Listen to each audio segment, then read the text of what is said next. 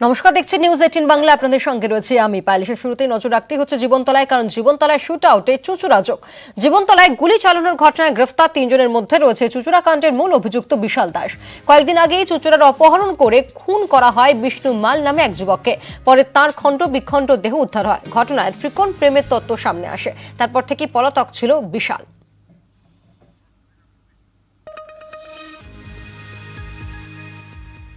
চুচুড়ার কুখ্যাত দুষ্কৃতী বিশাল দাস, বিপ্লব বিশ্বাস, রথিন সিংহ এই বাড়িতে লুকিয়েছিলেন অন্ততপক্ষে 8 থেকে 9 দিন। বৈদ্যবাটিতে একজনকে খুন করে টুকরো টুকরো করে ফেলে এই বিশাল দাস। আর এই বিশাল দাস হুগলি শিল্পাঞ্চলে প্রচুর পরিমাণে খুন করেছে। রমেশ মাহাতো এবং নেপুগিরির সাগরেদ বলে পরিচিত। এদের সঙ্গে বিশ্বাস, ওখানে যে ক্রিমিনাল রয়েছে রবীন্দ্রনগরে, সে বিশ্বাসদের সঙ্গে ঝামেলা হওয়ার পরে বিশ্বাস ভাইদের এও খুন করে ফেলেছিল। এতটাই ভয়ানক খুনি এই বাড়িতে এসে লুকিয়েছিল। আর এই বাড়িতে লুকিয়েছিল একটাই কারণে, কারণ এরা সব সময়ের জন্য সুপারি নিয়ে খুন করে প্রত্যেকটি মানুষকে। আর এখানে সাধারণ মানুষের যেটা বক্তব্য যে এমএলএ কে খুন করতে এসেছিল এখানে, অনেকেই বলছেন যে অন্য জায়গায় খুন করে এখানে লুকিয়েছিল, কিন্তু এরা লুকিয়ে থাকলেও তার মধ্যে এরা সবসময় অপারেশনের কাজ চালিয়ে থাকে। ক্যামেরায় সৌমেন দাসের সঙ্গে শঙ্কু সাঁতরা, নিউজ 18 বাংলা, জীবনতলা, ক্যানিং। জীবনতলায় গুলি চালানোর ঘটনায় 3 জনকে গ্রেফতার করল পুলিশ। গতকাল জীবনতলায় গুলিবিদ্ধ হন 3 তৃণমূল কংগ্রেস কর্মী। সোমবার সন্ধ্যায় তৃণমূল কর্মীরা খবর পান এলাকায় কয়েকজন দুষ্কৃতী আশ্রয় নিয়েছে। তাদের খোঁজে এলাকার ভেরির দিকে যাওয়ার সময় গুলি চলে বলে অভিযোগ। আশঙ্কাজনক অবস্থায় এসএসকেমে ভর্তি মাজেদ গাজী, মুসলিম আলী মোল্লা ও আল মাগির গাজী। সকালে পালাতে গিয়ে গ্রামবাসীদের হাতে ধরা পড়ে যায় বিশাল দাস, বিপ্লব বিশ্বাস এবং রথিন সিংহ। বেশ কিছুদিন ধরে এলাকায় লুকিয়েছিল ওই 3 জন।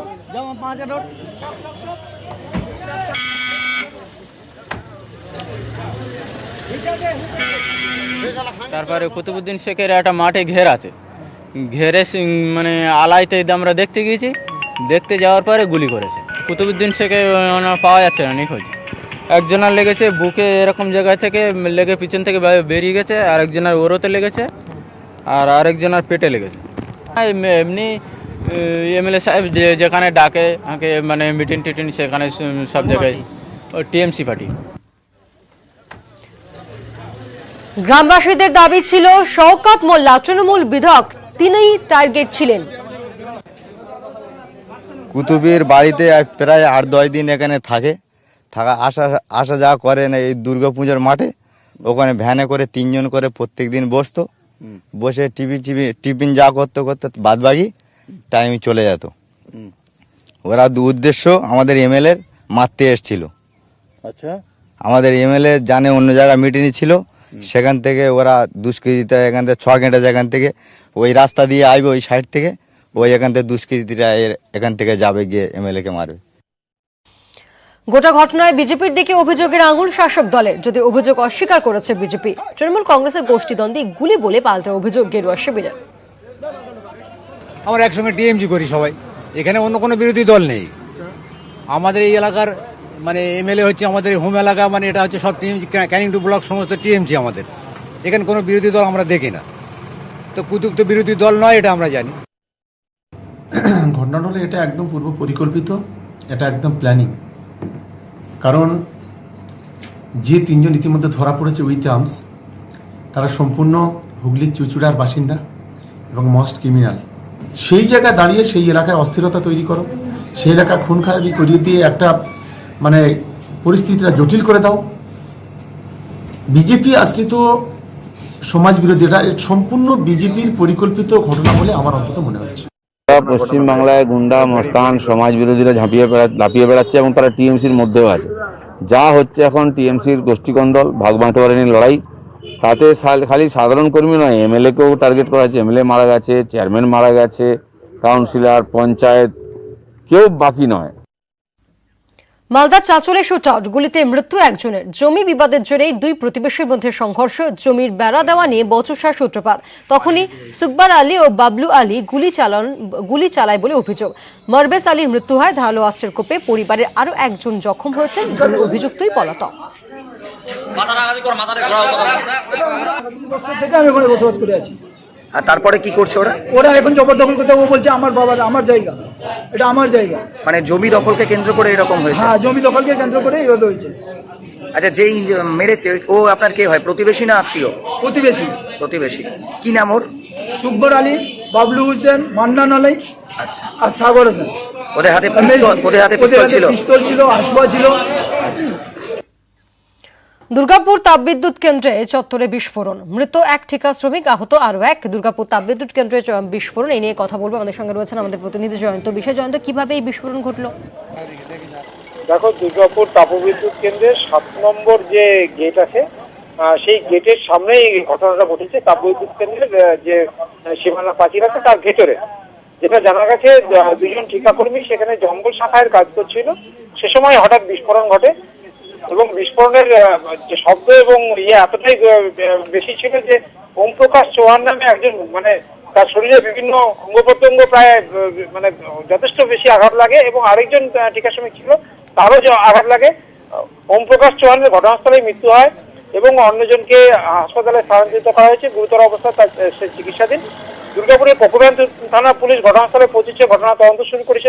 আসানসোল দুর্গাপুর পুলিশ কমিশনারেটের আধিকারিকরা ঘটনাস্থলে যাচ্ছে, কি ধরনের বিস্ফোরক ছিল এবং এই প্রোটেক্টেড এরিয়ার ভেতরে কিভাবে বিস্ফোরক এসে পৌঁছালো সেগুলো তদন্ত শুরু হয়েছে। প্রয়োজনে ফরেনসিককে ডাকা হতে পারে বলে জানা গেছে। পায়েল, ধন্যবাদ। মন্তেশ্বরে আগুনে মৃত্যু একই পরিবারের 3 জনের। প্রাথমিক অনুমান, আগুন লাগিয়ে আত্মঘাতী হয় পরিবার। কথা বলবো, রয়েছেন প্রতিনিধি শরদিন্দু। শরদিন্দু, ঠিক কি ঘটেছিল? দেখো, আরপিএফ এ কর্মরত এক ব্যক্তি, তিনি কাটোয়ায় কর্মরত ছিলেন, তার বাড়ি মন্তেশ্বরের বাঘাসনে। তিনি গতকাল বিকেলে বাড়ি ফেরেন এবং বাড়ির সদস্যদের সঙ্গে তিনি স্বাভাবিক আচরণই করেছিলেন। ছেলেকে নিয়ে পিকনিকেও গিয়েছিলেন। বাড়িতে এসে দাদার সঙ্গে কালী পুজো নিয়ে আলোচনাও করেন। এরপর স্ত্রী ছেলে মেয়েকে নিয়ে শুতে যান।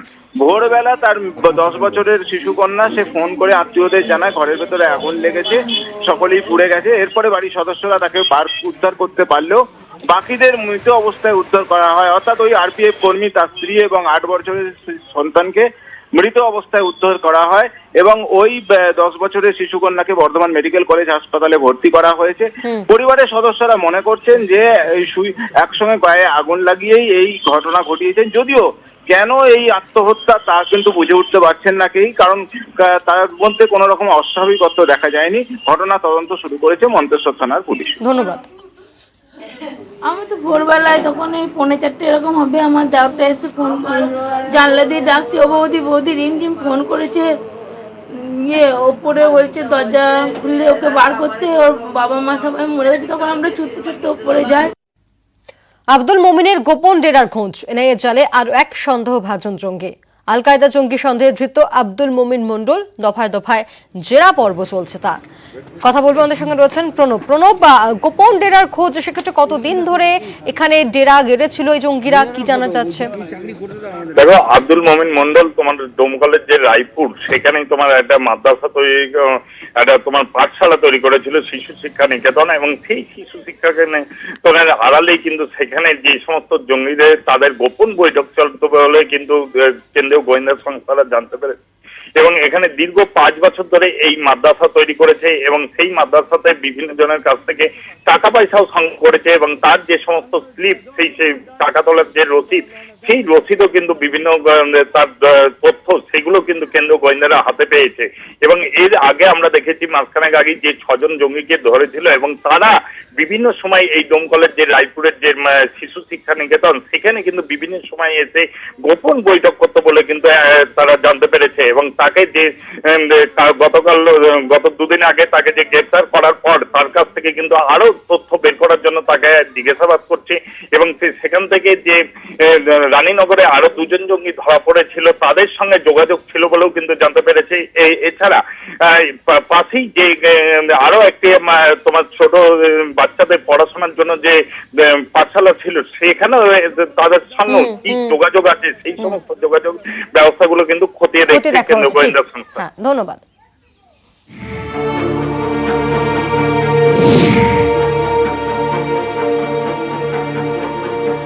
সেপ্টেম্বর মুর্শিদাবাদ থেকে সন্দেহভাজন 7 আল কায়দা জঙ্গিকে গ্রেপ্তার করে এনআইএ।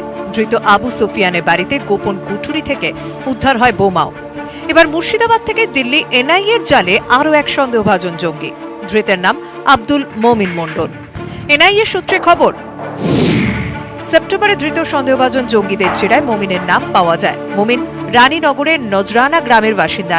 মুর্শিদাবাদেরই এক মাদ্রাসায় শিক্ষকতা করত মমিন। ধৃত সন্দেহভাজন জঙ্গিদের সঙ্গে একাধিকবার বৈঠক করে সে। মূলত রিক্রুটারের কাজ করত মমিন। মমিন জঙ্গি কার্যকলাপ সংক্রান্ত বিষয়ে প্রচার চালাতো। তার বাড়িতে বেশ কয়েকটি নথি ও ডিজিটাল ডিভাইস পেয়েছে এনআইএ। জলঙ্গি বিএসএফ ক্যাম্পে মমিনকে টানা জেরার পর গ্রেপ্তার করে এনআইএ। তার কার্যকলাপ নিয়ে বিন্দু বিসর্গও জানা ছিল না বলে দাবি পরিবারের। এনআইএ লোক নাকি বাড়িতে এসেছিল? হ্যাঁ, বাড়িতে এসেছিল। কি করেছে? বাড়িতে এসে ধরেন ক্যামেরা ট্যামেরা করে সব ছবি টবি করে নিয়ে গেল, বাড়ি সিজ করলো, আমার ছেলেকে নিয়ে চলে গেল। কেন লিয়ে আমরা কি করে বলবো, কি করে বলবো, কিসের লেগে লিয়ে আমরা কি করে বলবো? কিছু জানতে পারছেন না? কি আমরা জানতে পারবো? আপনার ছেলে কি কাজ করতেন? আমার ছেলে মৌলবি, তো ছেলে পড়াই, কোনো খোঁজ খবর নাই আমার ছেলের। সেপ্টেম্বরে সন্দেহভাজন জঙ্গিরা গ্রেপ্তারের পর বড়সড় নাশকতার ছক বানচাল করে দেয় এনআইএ। আরও কি জঙ্গি কার্যকলাপের পরিকল্পনা ছিল?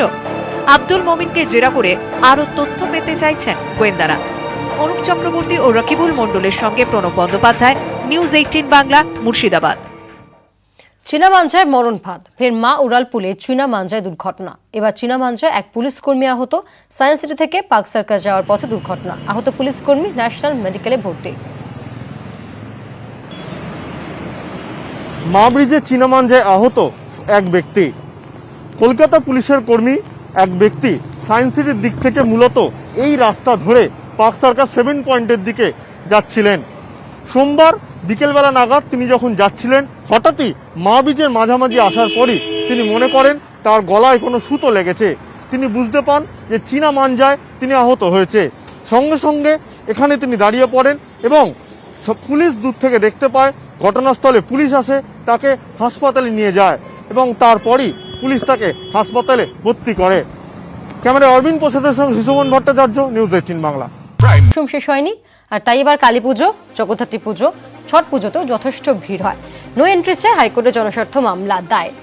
কথা বলবো, রয়েছেন প্রতিনিধি অর্ণব হাজরা। অর্ণব, জনস্বার্থ মামলা ইতিমধ্যে দায়ের হয়েছে, সেক্ষেত্রে কি আবেদন করা হয়েছে? ঠিক দেখো, 5ই নভেম্বর বিচারপতি সঞ্জীব বন্দ্যোপাধ্যায় ডিভিশন বেঞ্চে কালী পুজোয় মণ্ডপে নো এন্ট্রি চেয়ে জনস্বার্থ মামলা তার শুনানির সম্ভাবনা রয়েছে।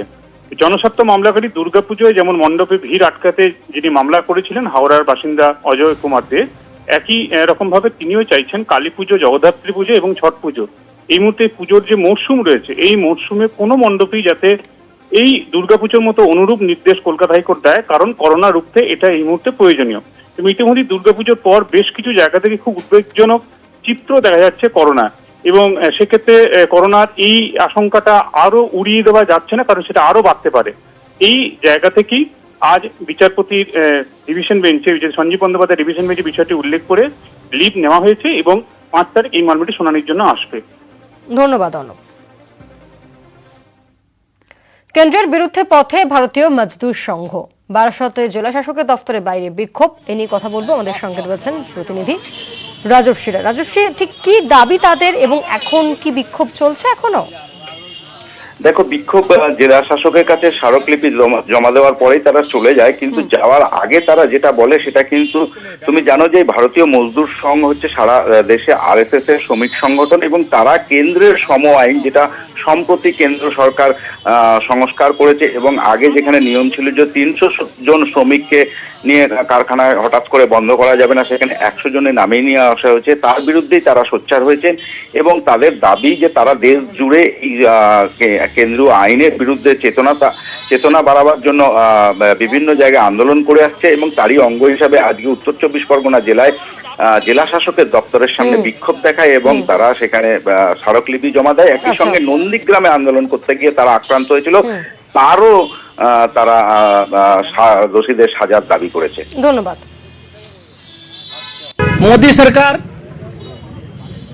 যে নতুন লেবার আইন আছে ওটা চেঞ্জ করেছেন। চেঞ্জ করার পরে যে শ্রমিকদের অনেক অসুবিধা হয়ে যাবে। আগে ছিল যে 100 জন শ্রমিককে ছাঁটাই করলে পারমিশন নিতে হতো সরকার থেকে, এখন 300 জন ছাঁটাই করলেও কোনো পারমিশন গভর্নমেন্ট থেকে নিতে হবে না। তার বিরোধিতা করার জন্য আমরা সারা ভারতবর্ষে চেতাবনী দিবস পালন করছিলাম। গভীর সংকটে বর্ষিয়ান অভিনেতা সৌমিত্র চট্টোপাধ্যায়। সৌমিত্রের শারীরিক অবস্থা অপরিবর্তিত। জানবো, আমাদের সঙ্গে রয়েছেন প্রতিনিধি অভিজিৎ। অভিজিৎ, কেমন আছেন মেডিকেল টিম, তারাও বা কি বলছে এই মুহূর্তে দাঁড়িয়ে? পায়েল, গত 28 দিন হয়ে গেছে সৌমিত্র চট্টোপাধ্যায় মিন্টো পার্কের বেসরকারি হাসপাতালে চিকিৎসাধীন রয়েছে এবং গত কয়েকদিন ধরে তার অভ্যন্তরীণ রক্তক্ষরণ হচ্ছিল এবং আসার কথা সেই রক্তক্ষরণ গতকাল সম্পূর্ণভাবে বন্ধ করা সম্ভব হয়েছে।